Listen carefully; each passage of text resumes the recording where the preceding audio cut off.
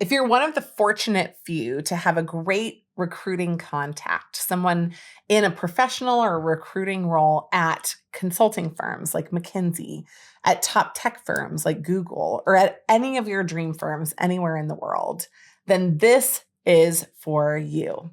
Because sometimes, even the best of us will let a contact go quiet for a period of time.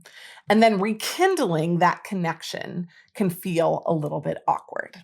Well, today in this episode, we're going to talk about some of the nuances you have to think about based on how far it's been since you last talked to your contact, how you should relate to them through what channel, what you actually should say, and the script that you can follow when you're actually doing the outreach. Before we dive in, make sure that you've subscribed to this channel for this and more amazing content. The first thing that you want to do when rekindling a networking contact is to be aware of the nuances around when it's appropriate to ask for what.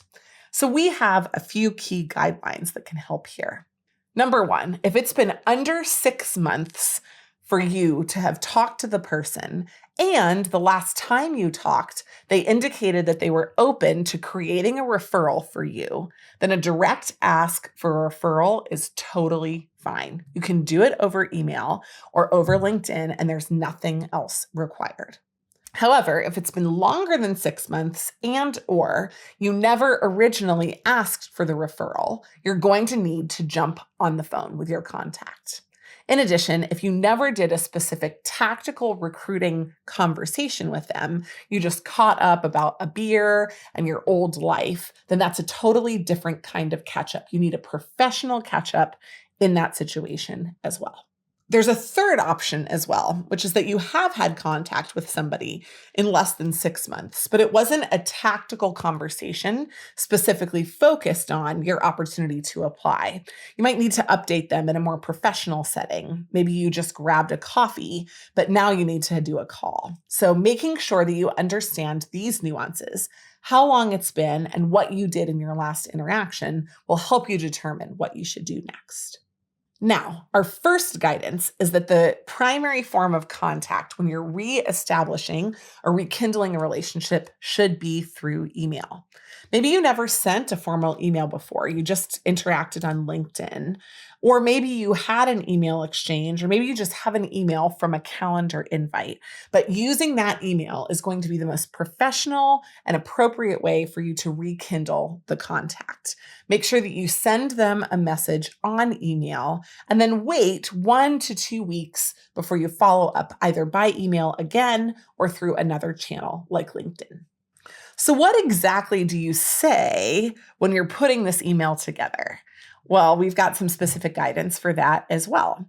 In fact, we've rewritten emails just like this one, not just for people rekindling relationships, but also for selling or setting meetings with high-profile people inside their company or at clients that they want to work with. So if you have an interest in that, check out our Power Presentations program. But for this specific context, if you just want to know, what should I write in my email? The first thing that you should do is provide a reminder of your initial conversation. Hi there, just following up on the conversation that we had about X.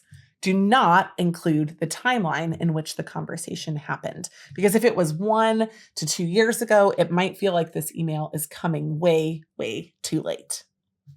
Second, make sure that you give them a short and sweet recap of what you talked about. Here's what we discussed the last time that we were together. Third, mention anything that's happened in between. Say you got an interview invite from a competitive firm. Mention the name of that firm and the specifics about the interview. Let's say that you did a new job. Let's say you took some advice that they gave you and you built a skill or got a leadership position that you didn't have before. Any of the above, that interim step is super important to show them that you've made some progress since the last time that you talked. And finally, make sure that in that copy, you ask for a time to connect on the phone. That call that you'll have, just 15 minutes, is an opportunity for you to provide them with an update and for you to specifically ask about and plan for a referral with the organization. However, it is often important in this email to mention that you'd love to discuss your background again and give a quick recap and talk about next steps. But if you think it's appropriate, you can also say, if you'd rather not jump on a call, please let me know and we can do this exchange by email. Some people would really prefer that, and giving them an out inside this first email is a great way to focus your attention. In summary, if you have a warm contact, don't flush it down the toilet. You definitely want to make sure to rekindle the contact and to do it in a way that will make them excited to hear from you with an update, an insight, and an action. Make sure you know what the nuances are about when you should share what. And make sure specifically that you focused on the right call to action so that you can drive the best opportunity for success, not just in this one interaction, but across the portfolio of opportunities that you're looking for. And of course, if you want help along the way, in the show notes, we've linked to a couple of ways that we can do that, both free opportunities and paid coaching programs. Thank you so much for joining. We hope that you learned a lot.